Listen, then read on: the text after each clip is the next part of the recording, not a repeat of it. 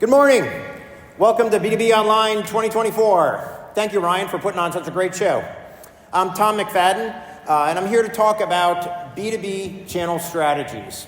CEO of McFadyen Digital. We're the trusted partner for your e-commerce and marketplace journey, from strategy to tech stack selection to build, implementation, operation, launch, and ongoing performance management support.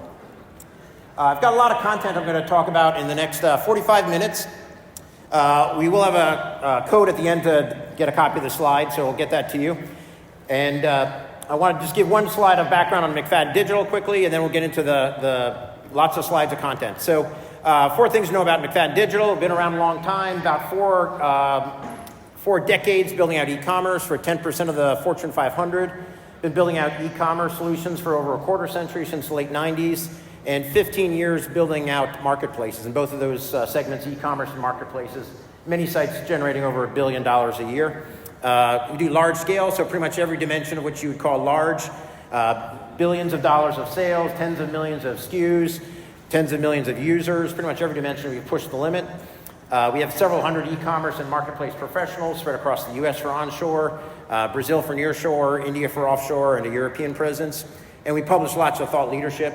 About 20 years ago, we wrote the e-commerce best practices book, which was kind of the Bible back then. And recently, we published 2 more books, marketplace best practices in the last couple years, and marketplace monetization, both of which are available at our booth right outside the hall here, if you want to grab a copy of that. Lots of other free educational material that we provide. And that's it for the background on McFadyen Digital. Let's jump into the content. So we're here to talk about channels across distribution and manufacturing.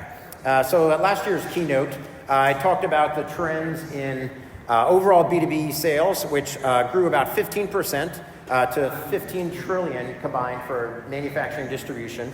And within wholesale and distribution, that was a healthy growth as well, 17% to 8 trillion. And manufacturing, 11.5% growth to 6.5 trillion. So fast growth, month to month, lots of growth. You can see positive growth every month, but it was slowing down. Some of my comments last year were it's going to slow down, and you have to be more focused on efficient and new business channels, new market offerings. So that was last year, the 2022 data. Let's look at 2023 data to kick us off, and this will be how we analyze some of the channels that we're going to talk about today. So overall, B2B sales across all channels, manufacturing and distribution were flat, about 15 trillion. Manufacturing grew slightly, 3.6%, and distribution shrunk slightly by about 3%. And you can see here on the graph, there's a little bit of a whipsaw effect from the pandemic and supply chain issues that hit in 2020, obviously, canals and pandemics and supply chains. And the whipsaw reaction to that was for retailers and other organizations to purchase bigger volumes, keep inventory levels higher to be able to fulfill to their clients. So I saw a huge peak in 21, 22, and then a drop back down to closer to flat in 2023. Now let's look at specific commerce channels there. So EDI had been growing about 10%. That dropped down to slightly shrinking. Still a pretty healthy channel and lots of volume processed through EDI. And we're going to talk about the mechanics and fundamentals of each of these different channels on the upcoming slides. EDI slowed down a little bit. B2B Ecommerce was continued growing, 17%, a bigger and bigger slice of the pie of the transactions. Punch-Out continues also to be a very successful growing channel for B2B sales, growing at 16%. So the overall data came from the U.S. Department of Commerce for U.S. data and DC 360, Digital Commerce 360, some of the channel-specific information. And one of our favorite channels, Marketplace, slowed down from 130% growth to only 100% growth, so doubling in sale. Still very healthy growth, doubling in revenue. I don't think anybody would complain about doubling in revenue. I was not able to find dollar values of the change in sales for the salespeople, the sales rep channel. I did find some data on the jobs. So jobs overall shrunk from 950,000 to about 800,000 in about a decade. So we know that the number of B2B salespeople is shrinking. The value of the transaction dollars per sales rep is probably going up in most cases. So again, I don't have the exact data on that channel for the dollar value, but but it's an important channel that we're going to talk about. So I have a few slides where I'm going to compare a number of different channels. This first slide is talking about pipeline. The next slide will talk about platform. And later on in the session, I'll talk about the difference between a pipeline business and a platform business. So think of marketplaces as platform economy, scalable, much faster to scale business model. Pipeline is really the way commerce has been transacted for decades or centuries. So we'll look at, again, the basic model here. A manufacturer makes, a distributor distributes, sells to a retailer who sells to an end consumer in the B2C side. So we'll look at the traditional sales people channel. Again, no amazing insights here. Sales rep would either go in person to a buyer at a distributor, order through the phone, through email, through fax, a good old fax. And then that process would be repeated from the distributor to the retailer, or other purchaser may also be a commercial user of the end product. And then the merchandiser would, again, share the data about that product out to the end consumer. And we'll specifically talk about the merchandiser and the role of that in the channel on some future slides. So how does EDI work? So EDI has been around a long time, very successful channel for high dollar value transactions. If there's a long-term, long-standing relationship between two parties placing recurring orders, essentially the buyer will put an order into the ERP, and their ERP will send the order over to the supplier's ERP system. Sometimes that can be automated, so recurring orders, replenishment may happen in an automated manner. And then the same thing is available from distributor to retailer and B2B buyer of those goods. Still gets merchandised out to the end consumer if it's a retail scenario. E-commerce. So may look a little bit more confusing, more complicated than ERP. Essentially, the buyer goes into a web browser. We all know this. It could be through an app, mobile device, etc. The e-commerce platform, B2B e-commerce platform is tied into the ERP. And I'm using the term ERP generically here to also include OMS and WMS and other back-end systems to handle fulfillment and order inventory management and ordering and so forth. And then again, that process gets repeated to the retailer, and then the merchandiser will promote that on. And we're going to dig into a little bit more detail of what happens in these segments here. Punch in, punch out. So I mentioned that's a very popular channel, 16% growth in punch out. So let's say that end retailer wants to buy something. They will go to the e-commerce site or a procurement site sometimes, and they will punch out to a manufacturer's site to actually acquire the good and then punch back in, and that can be in a shared cart with other products from the distributor. A good example of this, we built out a solution for a multi-billion-dollar procurement system in which products would be purchased from Dell. So you would punch out to the Dell site, do all your configure price quote, CPQ of the server or laptop or desktop, and then punch back in, and then that cart would be transacted in a procurement system. Good example where the distributor or the middle person does not want to build all that configure price quote functionality into their site. Can punch out, great way of doing this. And it can happen through commerce to commerce, ERP systems, or through procurement systems, a number of different ways of doing that. And I think we have a session from TradeCentric, one of the platforms that does a great job of enabling this type of functionality. So those are pipeline business models. Let's talk about some of the platform sales channels. So marketplaces. So I'm going to talk about two scenarios. A scenario where a distributor operates a marketplace and a scenario where the manufacturer operates a marketplace. And there's some pros and cons to both of these models. So distributor marketplace. So we have the distributor sets up, generally there's an e-commerce front end, which is customer facing, a buyer facing, and then a marketplace platform that tends to be seller facing. So the suppliers connect with the marketplace platform, and the customers connect to the e-commerce platform. There are a few integrated platforms that have both e-commerce and marketplace functionality. So it can be two platforms or one combined platform. The buyer places the order, and the marketplace will ship that order out to whomever is supplying it, whichever manufacturer it is.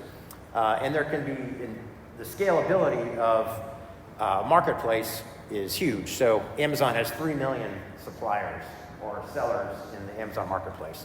Walmart has 100,000 sellers on their marketplace. So the ability to scale marketplaces is huge, and I'll talk about that in a few slides. But then the actual fulfillment happens from the manufacturer to the buyer. This is very similar between marketplace and dropship. I'll talk a little bit about the differences between marketplace and dropship in upcoming slides. Then, of course, merchandising happens to the end buyer. So that's a distributor who, it's not too different from the normal model of a distributor, but a manufacturer marketplace. And this is where we heard the session earlier about PCNA. This is sort of this example of this model. A manufacturer manufactures products. They take orders from the end customer. So the orders happen at the manufacturer site, but then a distributor will fulfill the order. So this is, fortunately, more of a channel collaboration model instead of a channel conflict model. And we'll talk about that coming soon too. So the distributors, it could be dealers, distributors, resellers would actually do the fulfillment. And there's some logistics here, like inventory, becoming inventory aware and pricing aware. So some examples of this. The first model, the distributor marketplace, we built sites like this for UNFI that produces organic food, where they have lots of organic sellers that sell on their marketplace, their B2B marketplace. ChemDirect, one of our clients, sells chemicals this way. And sometimes it can be a niche offering. Bay Fastener, one of our clients, has 500,000 fasteners that are supplied by third-party sellers.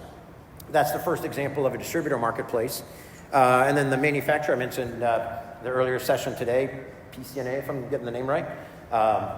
We've done this with producers like AB InBev, where retailers can supply goods or alcohol to end consumers in Latin America. Doesn't work that way in the US. 3M had this with PPE equipment. You can go to the 3M site, buy the goods, and have it fulfilled by a distributor or reseller. So lots of models like this that enable the channel collaboration between manufacturers and distributors through the platform business model. Another evolving channel solution is circular channels. So this diagram represents a traditional linear supply chain. Take raw materials, a manufacturer makes, a distributor distributes, a retailer sells, consumer uses. And a lot of times there tends to be a lot of waste in this linear model. But in the circular model, the end consumer, let's say it's an example of a Lenovo laptop. They may opt to resell that once they're done with it on eBay. So they can sell it to another consumer. They may return it to Best Buy, and Best Buy might refurbish that and sell it as a refurbished laptop. A distributor may distribute that, probably not in the case of Lenovo, it's more of a direct-to-consumer, direct-to-business, but refurbishment can happen by the distributor. Or you can also have remanufacturing. Lenovo offers refurbished laptops. In case of other products like engines, gasoline engines or transmissions, diesels, remanufacturing happens where that product is resold. And then the last R, there are 10 R's in the circular economy. Recycle, it's broken down to the raw materials. Maybe the lithium, the silicon, the plastic, the metal are used to create new materials in the circular supply chain. So there's really a lot of opportunity to collect value in the reverse logistics aspect of circular economy. This is a pretty new area. We've got lots of thought leadership published around this. If you want, happy to share more with you. Goldman Sachs sees huge opportunity in the circular. Just for example, here we've got tens of billions of dollars in subsegments here, or hundreds of billions of dollars in some segments like electronics and construction, food, beverage, etc. Lots of opportunity in this evolving space of circular. So we talked previously about the transaction channels, the sales channels in the different supply chains of manufacturer, distributor, retailer, consumer. Let's look at the marketing and the content aspects of channel management. So, and this is more traditional retail, but traditional e-commerce, but it can apply to any of the other channels as well. So manufacturers tend to have fairly sparse attributes about the product. We wish it was more, but sometimes at the ERP, you'll get a 40-character description and just a couple of attributes that the distributor will collect in their ERP. Maybe they collect it all in more sophisticated. Distributor will have a master data management or product information management, MDM and PIM solutions to consolidate that. The merchandiser for a distributor might enrich that data, so add more attributes, add better description of it, and then sell it to a retailer or somebody else who's going to do other activities with it, and they will further enrich that data in their PIM or MDM platform. It's the job of the merchandiser. But it's not just the data, you also have lots of content. So it may be from regulatory compliance, material safety data sheets, to brochures, perhaps a photo from the manufacturer that goes into a content management solution, or a DAM, a digital asset management solution. And then again, that goes on to the distributor, who might enrich that data further with more documentation, perhaps application guides, user guides, more photos of the product to help sell it. Going downstream to the retailer, who will further enrich that with more information, add more photos, do SEO optimized text to really help sell and compete against their other retailers. So the compounding effect of all this data and the stream and the flow of this information is important. Of course, there are general solutions like GDSN, Global Data Supply Network, and lots of syndication and content management platforms in the expo hall here that do this, help you with this process as well. And as we grow across other channels, social, of course, are growing channels, retail media, especially true for CPG companies that want to advertise on Kroger, Albertsons, Walmart, etc. Lots of channels for advertising, ratings and reviews. There's not enough room on the slide to put all the different channels of content, data, marketing, and information that has to get fed through the pipeline here. And we'll talk about why that pipeline happens. So this is, of course, not the exhaustive list of all the channels. The good old print catalog, mobile app could be a version of the browser. White label, you may have other people reselling your product. Trade shows like this, e-procurement, embedded finances is a way that a lot of organizations are grabbing extra profit by extending credit and making some margin off of that. Seeing that as a really explosive area. I was talking to somebody yesterday where I think it was 90% of their profit comes from the financial services that they offer to their customers. Mobile stores like Snap-on Tools, you have vending machines, Fastenal has some nice, you could buy PPE equipment at your facility and they would restock, automatically charge across a debit account. Multi-level marketing, in-app, we see a lot of transactions happening in other parts of the world through WhatsApp as a transactional platform. Affiliate marketing, IoT enabling, your printer may automatically order more toner when the toner gets low, and the B2B supplier, perhaps HP, will automatically ship you toner based on that. GPO, group purchasing, we see a lot of social marketing with Instagram and Facebook Marketplace, and even influencer marketing through TikTok Shop has been a really explosive channel. Whether that survives through this regulation, we'll see.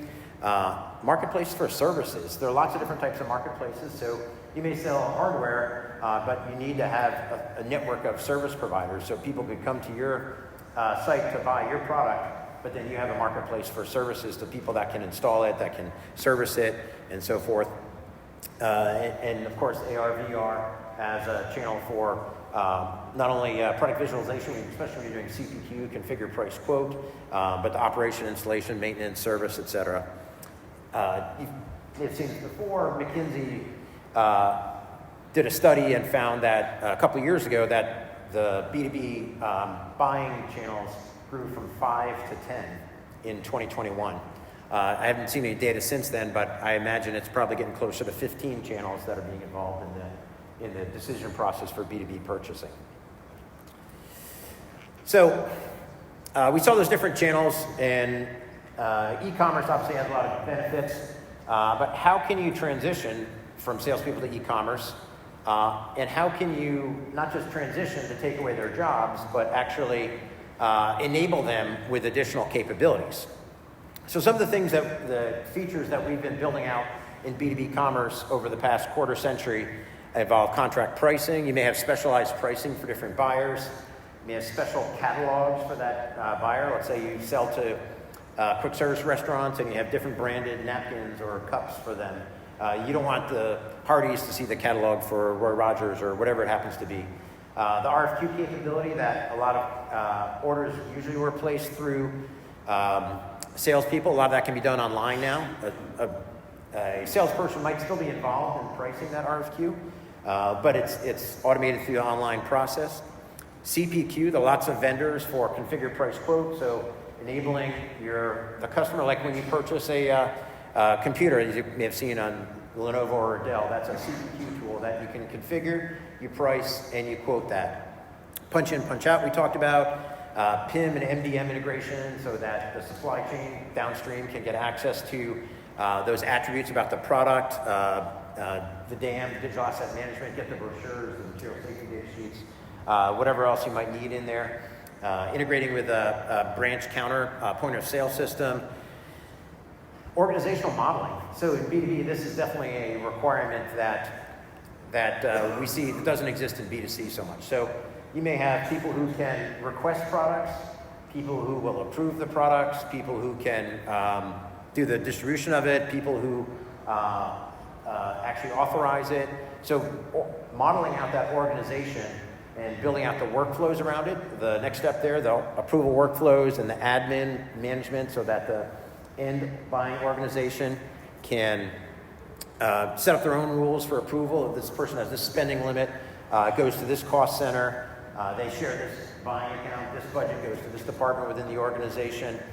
They use multiple payment types. So maybe credit. We've worked with organizations where there are state credits, there are federal credits, county credits, credit cards, credit extended. So merging that all together in a purchase, reconciling the invoices, tiered pricing or cost plus or list price minus a discount. Purchase list recurring orders. So a lot of times there's organizations like, let's say a restaurant from a food service. They may buy 90%, 95% of the same items every week. And those recurring orders, recurring quick lists make it a lot easier for them to order.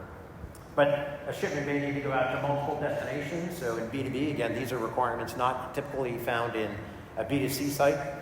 Scheduling those orders, when should this arrive on a job site for our project? Synchronizing the inventory, as you mentioned, the distributor that's representing for a manufacturer or vice versa. It's good to have the inventory visibility so that they know this distributor, this dealer has this product in stock for your part that you need to service your product. Assisted selling for the reps and the call center folks. This is very helpful where you can turn what used to be more of a cost center, the call center for support, into a profit center. If your call center reps can say, yeah, I can support your product, but oh, by the way, here's a cross-sell and upsell, an enhancement or a substitute sell that we recommend for this product that you already have. Let the call center folks also start selling to the customers. Managing tax exemption certificates can be a lot of headache, and that can be automated online. Different access to different resellers based on their tiered availability of goods. Managing multiple warehouses. This a lot of times happens through a WMS, warehouse management system, or a distributed order management system. We have multiple fulfillment options. Those reverse logistics I talk about, handling returns, could be a huge issue in certain different segments where you have huge volumes of return. This happens a lot in apparel. End of season, for example. Talk about group purchasing organizations, GPO integration. A lot of times that's where punch-out happens. Getting the analytics. AI is not specifically a channel, but pretty much every one of these features you can enhance or enable with AI and make smarter or better able to do work. Again, people say, well, just implement B2C for B2B. It's not that hard. Yes, it is hard. There's lots of additional requirements in B2B that B2C does not have. So I wanted to talk about the model of should a manufacturer go direct to consumer? That's something that gets you hear a lot of debate about that. Distributors don't want manufacturers to go direct to consumer. But let's talk about the dynamics there and how a marketplace actually can be a solution to that channel conflict and turn it more into channel collaboration. So traditional model, the manufacturer makes for $1, sells to the distributor for $2. The manufacturer gets $1 profit, gets some insight about the B2B data, so what the distributors are buying. Then the distributor sells to the end consumer or the retailer for $3, gets $1 profit, gets some data about the B2C transaction. But the manufacturer has no insight into the end consumer, what's being used, what's cross-sells, what are trends in that retail end buyer. And they really miss that. A lot of manufacturers, who doesn't want to know more about how their end users are using their products? So should a manufacturer go D2C, start bypassing the distributors and start selling direct to the end consumers? So they'll still keep the channel there and selling some inventory to the distributor, but then if they start selling goods directly to the consumer, the manufacturer may make some extra profit there. They're going to get that B2C data. The consumer cost might be the same or perhaps a little bit less, but the distributor is not getting any profit, not getting any data, not getting any transactions. They're going to stop representing or selling that manufacturer's products. So channel conflict, the big evil there. So the marketplace model in this, where we talked about the distributors fulfilling on behalf of the manufacturer will still ship goods to the distributor. They'll keep it there. They'll pay an extra $1 for that. But the consumer will purchase from a marketplace operated by the manufacturer. They'll take the money and get the consumer data, so the manufacturer's happy. And this was, again, the use case we heard this morning in the keynote, PCNA. They get the customer data, they get some profit, but they send an order to the distributor with some money, and the distributor will fulfill that good to the customer. Not always money going over there, but the distributor now gets the customer data, now gets profit. So we see a lot of green, smiley, happy faces. What's not to like? It's a lot easier said than done, but there's definitely some activities in that, and I'll talk a little bit about the difference between a marketplace and e-commerce and a platform business. Remember, I separated the channels into pipeline versus platform. So, and we saw that sequence of events, a lot of activities, a lot of data that has to happen. So traditional distribution and retail as well. Somebody will source, the buyer will source goods from manufacturers. They find the products, they start negotiating contracts from the distributor, manufacturer to the distributor. They will load that data into their ERP. Sometimes takes some time to do that. They will merchandise the products, set a price. It sounds trivial, but it's actually an important differentiation between pipeline, retail, e-commerce, and marketplace. The distributor will set the price. They'll physically hold the inventory and financially hold the inventory, typically an outlay of cash here to hold the inventory. They will process orders, typically automated process here. Could be salespeople still though. And then they fulfill the orders and they get cash. That cycle, we've seen that being several months oftentimes, from identifying a new supplier, negotiating contracts with them, onboarding them, importing their data into the ERP, merchandising, selling it, starting to sell it, and everything.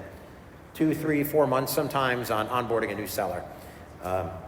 Slow, labor intensive, a lot of sequential activities have to happen here. That's a pipeline of activities. So platform business, and there was a great book called The Platform Economy, our Platform Revolution talked about this.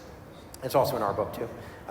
So a platform has a smaller subset of team members. You really, people to recruit sellers and people to support the sellers. And you process the orders. Again, that's automated. That stuff is automated. But you have standard terms and conditions for all the sellers on your marketplace. And they can be, there's some flexibility in there. It can be different, let's say, commission structures for different categories. Lower commission fees on electronics that have less margin versus something that's fashion, they have a higher margin or higher commission structure on it. Standard terms and conditions, you build up a network. And this network, as you add an extra node to a network, it's an exponential growth as opposed to the linear or additive growth of adding one more supplier in a pipeline business. So you have the same customers on one side, but you have resellers. And this may be a reseller that buys from a distributor. It may be a reseller that purchases from multiple distributors. It may be a third-party reseller that's, you have 2 resellers purchasing from the same distributor, and they're competing on price. And this is the Amazon flywheel where they drive prices down because third-party sellers compete to drive the price down. A distributor may source from multiple manufacturers, or manufacturers might sell directly on a marketplace. There's some pros and cons to that we'll talk about on an upcoming slide. So, but the main point of that is it's a network. It scales much more easily, much more exponentially. It's less labor intensive. It doesn't have the same delays. It typically from identifying a seller to onboarding them to selling products can be a week or days. in the case of a marketplace. So you may ask, where's Dropship fit into all this? Dropship's kind of like marketplace, right? It sort of is. You take two of those steps out of the pipeline. So the holding inventory and fulfilling inventory, that's done by the manufacturer or whomever the dropshipper is.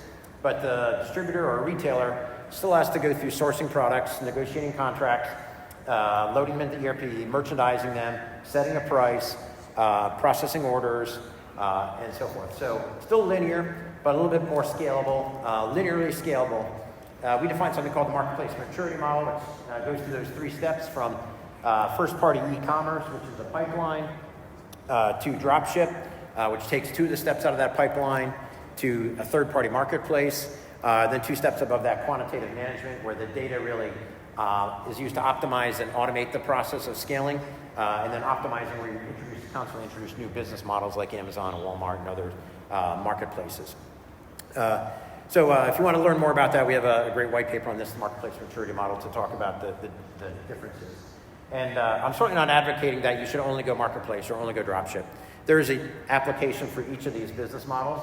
It's just important to be aware of the different channels, different business models, the pros and cons, and apply the model that makes the most sense for your business or your certain customer segments. So we've been talking mostly about the transactions and how the interaction happens, but how do the dollars actually flow, and how do the goods actually flow between different channel models? So I'm going to go through quite a few sets here. So traditional retail, brick and mortar retail, you walk into a store, you give your dollars there, and you get the goods at the brick and mortar store.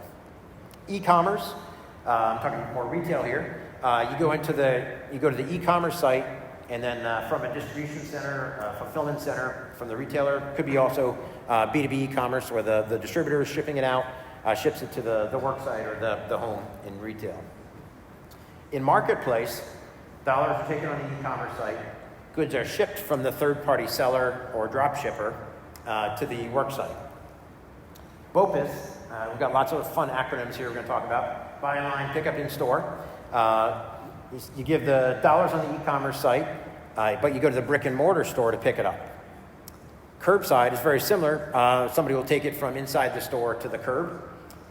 ROPIS, reserve online, so you may book something and then go into the store, the inventory sequestered for you. You give your dollars there and you get your goods at the store just through reserving online. The other cousin, Boris, all these friends here in the family, buy online, return in store. So you give your dollars on the e-commerce site, it's shipped from the fulfillment center, you receive it at your work site, but then you go to the brick and mortar store to return. Amazon is a great example of this, where you can buy goods on Amazon, return them at Whole Foods or Kohl's. Sometimes they're driving foot traffic through this model, through other channels. So lots of creative ways of doing that. Ship to store. So if somebody buys something and you want to ship it to the store, buy it online, it gets shipped from the distribution center to the store for customer pickup. Or SFS, the opposite of STS, is customer buys online and the store ships it out to the end consumer. And then cross-dock, so marketplace or drop ship, you can have something shipped online. Somebody perhaps may place a large order. It gets shipped to the distributor or the retailer. They cross-dock it, perhaps bundle it with a number of other items in the order, and then ship it to the work site or the end consumer home. So lots of different ways in which the dollars and the goods can flow. And again, not advocating one is the only solution. A lot of organizations will use a combination of different models. So how do you make money? I talked about the commission structure, and this is our latest book published this year, Marketplace Monetization. We've got copies of both these books in our booth right outside the hall here if you want a free copy. So the simple rule is charge 10% take rate, or whatever your commission structure is. Typically B2B, it's lower commission structure than retail, but charge customer $100, you take $90, and the seller gets $90 and you take $10, easy peasy, right? Well, that's just using one monetization model. And in the Marketplace 2.0 phrase that we coined, there are lots of different models. I'm going to use a retail example here, but the same thing can apply to B2B. So Instacart is a marketplace. So they have a transaction fee they'll charge a customer. If you want groceries delivered to your home, they sometimes charge commissions as well to the grocer the supplier, you can sign up for a subscription fee as a consumer for Instacart Plus. The driver, another part of this ecosystem, they may do in-store shopping, get paid a fee for being a personal shopper, or they may get do full-service delivery. They get paid for that, and there are also tips involved there. But I talked about those growing retail media networks. So the grocer who's getting disintermediating, meaning Instacart is often the channel through which the consumers are buying now. The Albertsons and Kroger and Safeway and Giant want to advertise and make sure that you're buying from their site as opposed to, or their specific, perhaps their private label goods as opposed to the CPG brand. They will advertise on Instacart Marketplace, so Instacart gets money from advertising from grocers. And there's manufacturers, some of you guys may be CPG brands or other goods that are sold in a grocery store. You want to advertise your product, so they buy Coke, not Pepsi, or Procter & Gamble, or Unilever, or whatever the product you have, you want to be advertising to those consumers. So CPG brands are advertising on Instacart. And a lot of those brands also want to get insights. What are customers buying? What's mixed in the cart? What's typical cross-sell from this product to that product? What are some of the trends? So they license data back from Instacart. So Instacart's using 9 monetization models, and it's working pretty well for them. They've got $30 billion a year in gross merchandise value, or online sales, $7 billion market cap in a little over a decade. Not bad, I'd say. So how do you select which channels you want to go after? So, of course, understanding the buyer needs, preferences, what are your customers looking for? Or if you're going into new segments, what do they want to get? What are the best channels? So understanding those dynamics, the pros and cons, which I'll talk about on the next slide, the benefits, and what are the synergies? Can you combine a couple of different channels together and really get 1 + 1 = 3? The content data strategy and syndication is a huge part of the technology problem and the business problem. And there are lots of solutions that can solve that. Of course, having customer UX, CX, UX consistent across your channels, goals, KPIs, and experimenting. That's one of the most important things, is constantly experimenting, A/B testing, trying different business models, and then aligning across different organizations. So sales and marketing, again, making sure everybody knows what's going on, and the support as well. The support can leverage some of those tools, like I mentioned, the B2B tools. So let's compare the pros and cons of some of these different channels that we talked about here. So salespeople, of course, are still valuable and great for new account acquisition, working on some of the brand building and collecting data. So some of that conversation when they show up at the site with a box of donuts and talk to them about what are you looking for, is what's your trend. And sometimes there are unique needs or custom, very specific configure, price, quote examples that are beyond, or you don't yet have a CPQ tool to do some of that. Of course, challenges, it's expensive, labor intensive. Those salespeople are not working at 2 a.m. when somebody needs to order something, or you can do some auto replenishment through some of the electronic channels. EDI, they've been around for a long time. Great for those high dollar value recurring orders that can be automated a lot of times. So auto replenishment, when stocks get low, EDI can happen. One of the early versions, before e-commerce, B2B e-commerce became more prolific. But there is overhead to integrate, and as you get more and more channels, it's not as scalable as having 1,000 or tens of thousands of different buyers go to your HTML website. You're not going to integrate 10,000 EDI connections to your customers. So there's constantly an upgrade, the hamster wheel of constantly doing upgrades and integrations there. B2B e-commerce, of course, easy customer access, 24/7. You get first-party data. So data is incredibly valuable, especially now with the death of the third-party cookie. It's no longer as easy as it used to be in order to get insights into your customers, who's visiting your site, what are they doing, what are their browsing trends. GDPR has changed a lot of that. So getting your own first-party data is very valuable. But again, it's not easy to implement all those B2B commerce features I talked about. It is a big project, and it can take time, and the whole data integration can take time to implement and upgrade. We talked about D2C manufacturer commerce, so essentially disintermediating or taking the distributor out of the equation. There is the possibility to, and we've seen some like Nike start doing more direct-to-consumer sales, but it does alienate the channel, so you get that channel conflict. If a manufacturer starts going direct-to-consumer, there is access to more customer data. You remember seeing those the green smiley faces and the green dollar signs in the D2C model. But the negative, the red, unhappy, sad faces are the channel conflict, and you're really disintermediating or eliminating your channel sometimes. But you have to build up that whole muscle of direct-to-consumer marketing and go-to-market strategy. Punch in, punch out. Good for order synchronization, a good application of that.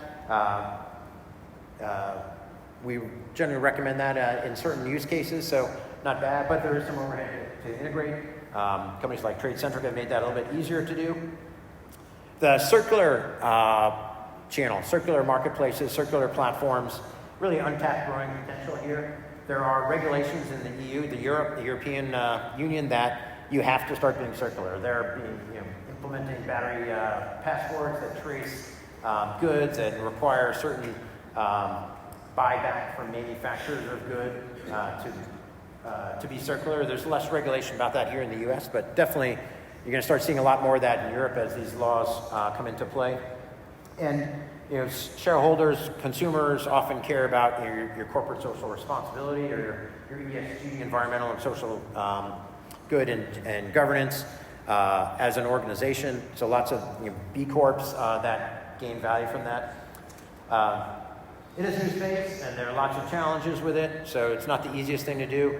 You have to grade materials as they come back, grade goods as they come back. Lots of organizations doing well on that. If you look at the Best Buy Canada site, which has a marketplace, they have 20,000 different models of refurbished laptops available on their site. But again, it's not easy to do. It's new. There's not as much push in the US towards this as there is in Europe. So the two sides of marketplace. You can be a seller on a marketplace, or you can be an operator of a marketplace. So as a manufacturer, do you want to start selling on a marketplace? There are lots of benefits to that. It's a great channel for customer acquisition. You get out to new markets, new segments, new geographies. So for example, Mercado Libre in Latin America is a great way to sell products in Latin America as a US company. They'll handle the shipment, the fulfillment, the currency transaction, the content translation. Great way to enter new geographies. Alibaba is doing that for Chinese companies coming to the US. And also, if you're a seller of your manufactured goods on Amazon, you have brand central. You can control, not perfectly, but to some extent, you can limit the gray market, counterfeit, and unauthorized resellers of your good if you're selling on Amazon yourself. Of course, they're negative to that as well. You don't have as much customer data, the first-party data, because the marketplace will collect that and limit it. Some marketplaces are a little bit more generous in sharing data with their suppliers. ChemDirect, one of our clients that is a chemical marketplace, their value proposition to chemical manufacturers and distributors is they share that data back with the suppliers. So that's not a general rule across all. There generally are high fees and can result in low margins or just break even on that model. And it can be also viewed as channel conflict. If your distributors or retailers view you as a manufacturer selling on Amazon or Walmart or other marketplaces, that could be a channel conflict, and they may be less interested in selling your goods. So operating a marketplace, good. One of our favorite channels. Again, usually a combination of these is the best strategy. But you can easily expand categories. You can exponentially scale the number of sellers, number of products, number of SKUs, number of offerings, increased inventory availability, less risk of stockouts. You can engage in the channel collaboration I mentioned, where the manufacturer can engage the distributors or dealers to do the fulfillment, collect data. Lots of benefits there. It's not the easiest thing to implement. That's why we help with that. Other challenges, you need to engage two sides of an ecosystem. You need to attract customers, like always, but you also need to attract sellers. So that's one of the aspects people sometimes underestimate when launching a marketplace. And you need to generally have critical mass in the vertical. Trying to be the next Amazon in general merchandise is not a winning bet out place, but if you have a niche that you can dominate and you can be the owner of that niche, it's a very successful market. We've seen a lot of companies do that. So let's move on to some key takeaways, and then we'll have time for some questions. I'll wrap these up, and then if in a couple of minutes we can get a microphone, we'll take some questions from the audience. So some of the key takeaways from the session here. B2B sales have been slowing. We saw a huge increase in 2022 due to the whipsaw effect of the pandemic and supply chain challenges. So you need to really innovate, drive efficiency, and scale to grow your business now. The number of channels is greatly expanding. Look at all different channels. McKinsey said several years ago that it's grown from 5 to 10 channels. Maybe it's 15 now or so. So consider not just the sales transactional channels, but the marketing and content and data channels for getting information out. And the channel is not just going to replace your salespeople.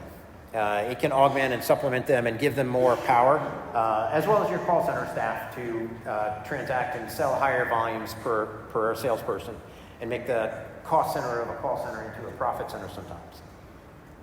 Really look at a multi-year roadmap, plan out which channels you're going to implement when, which technologies you're going to use, gain internal alignment. We certainly can help with that. B2B Ecommerce is strong growth. We saw the numbers there. And marketplaces are growing at 100% versus the 17% of e-commerce. Marketing tech, it continues to grow as well. The volumes of data are just exploding. So across different channels, from the photos to documents to data attributes to consumer information, huge explosion of content, of data, especially AI is going to help increase that amount of data. It can also be used to help process and manage and gain insight from that data. Last comment here, again, of course, consolidate the user experience across multiple channels and use analytics to gain insights across those channels. So lots of content on these slides. If you want a copy, just scan this QR code or send an email to, which will send an email to info@mcfadyen.com. We're happy to send you a copy of the slides. I think we have 7 minutes for questions. So I crammed a lot of stuff in there. If we have a microphone and anybody who has any questions, I'm happy to tackle some questions. Yep. I guess we don't have a microphone. Anyway, I'll repeat the question if you want to ask.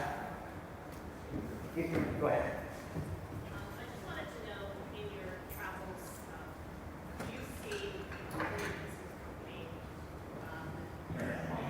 There we go. Thanks, Ryan.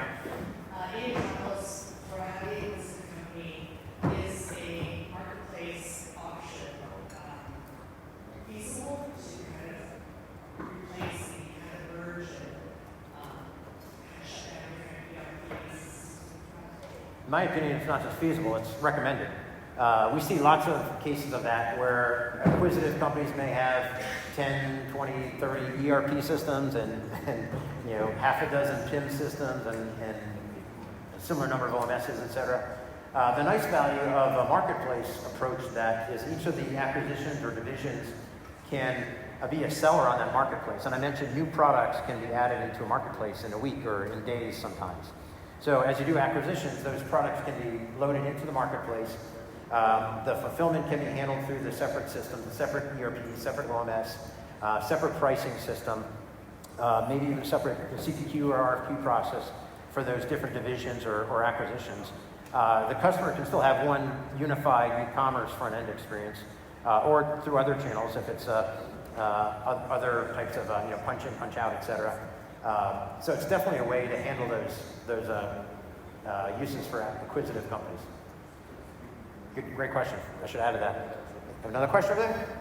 Hi there. I didn't see any coverage on API-enabled e-commerce or APIs as e-commerce channel, and if you can talk a little bit about that, and also any monetization strategies specifically around API-enabled e-commerce. Great question. So there are multiple levels of the API question as it relates to e-commerce and marketplace. Some of that enablement, like I mentioned, Instacart, access to some of the data is available, and same with Amazon. Amazon Marketing Cloud, you have API access to get insights to the data from the larger marketplaces. It generally takes a more sophisticated and larger entity to have an API made available to their suppliers or to customers or buyers for access for sophisticated organizations. So definitely it's a monetization example. Specifically in the Instacart example I gave, that's a great example of API monetization of data. Transaction enablement as well. So some of the capabilities like EDI, punch out, and even some CPQ functionality can be enabled through APIs, or even the AR, VR visualization, where you want to pull data and use it for different channels of either visualization or transaction. And then in terms of e-commerce stack itself, the trend that we see more and more of, and we're a big fan of the MACH, M-A-C-H, microservices, API first, cloud native, headless technology stack, which gives you the ability to architect your whole solution through microservices or other APIs to build a very flexible, very extensible architecture for a business solution. I'm not sure if I answered your question directly or... Okay, thanks. Good question. Other questions? Yeah, we still got some time. What questions we got, Tom? 3 more minutes. There's one over here.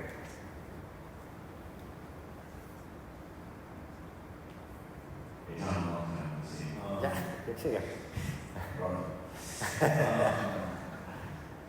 If you have a department in a company that are doing B2B channel, you have another department doing direct consumer, you got another department doing B2C. You run into that, do you feel like it's just really channel shift, or do you think there's going to be some incremental value into it? What's your thoughts on that?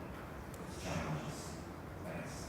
Great question. That kind of relates to the acquisitive companies where there may be different distribution models that are legacy or new product categories that may be more of a direct-to-consumer acquisition.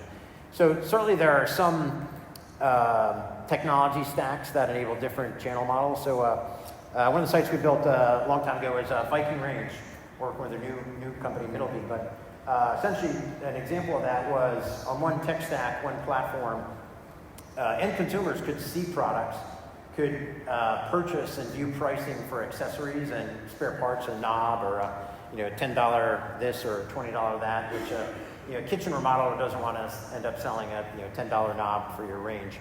But the consumer could not see pricing on the $10,000, $15,000 stove.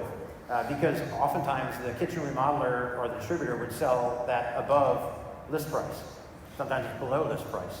So you can, with the right tech stack and right business logic involved, you can enable certain capabilities. That's where I mentioned one of those bullets under B2B features was reseller login and a different access to different information based on your tier. And it may be based on custom catalog as well. I mentioned the food distributor space. We've worked with a number of distributors that sell to quick service restaurants, and certain products are authorized to them, but certain products are specific to that customer and customer-specific catalogs. Others might be generic. A white napkin that anybody can purchase is different than one that's branded with the name of the restaurant. So, did I answer that? Cool. Thanks. 1 minute left. I think we may have time for one more question. There's one in the back.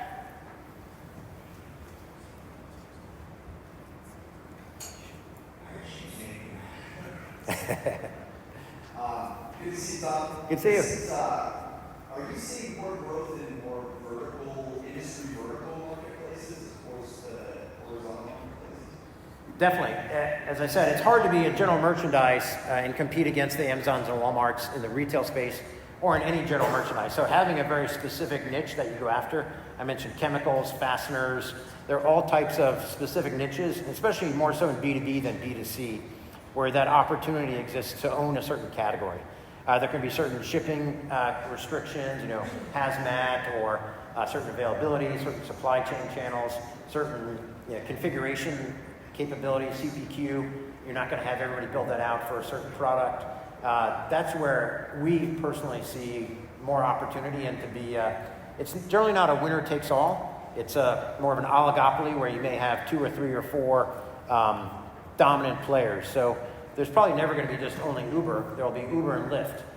In many segments, you may see Amazon and Walmart. You may see DoorDash and Grubhub and Instacart in a certain area. You may see Airbnb and VRBO in a lodging segment. So different segments, there's an opportunity to be a leader, an oligopoly leader. We don't think there's going to be 20 different ride-sharing services. It's probably going to be a couple. So definitely, that's a great way to dominate a market. And I think that gives me 28 seconds to hand it back to Ryan to segue over to our next presentation. Thank you very much for your time. If you want to copy these books, our booth is the first one right outside the hallway here. Look forward to chatting with you guys later. Thank you.